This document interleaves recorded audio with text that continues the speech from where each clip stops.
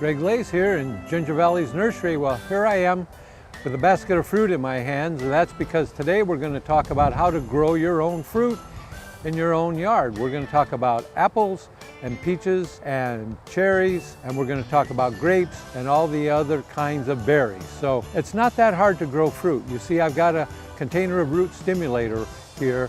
That's what I want to talk about first. You definitely want to get these planted off to a good start. Use the root stimulator. July is a great time to plant because the sun is strong. The sun's energy going through those green leaves on these young trees is going to make them really take off, so you'll have fruit for next season. So use the root stimulator, water them a little more often. The sprinkler systems, as we always say, is not enough water for these kind of trees newly planted, and you will have your own fruit. These are dwarf trees and semi-dwarf trees.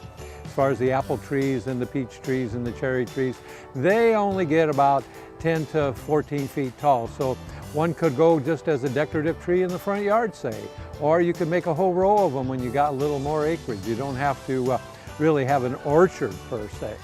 The berries can go into your shrub border. We have berries in our own yard in the shrub border where we've got some raspberries growing in among the other bushes like forsythia and things like that. And then the grapes, of course, need support.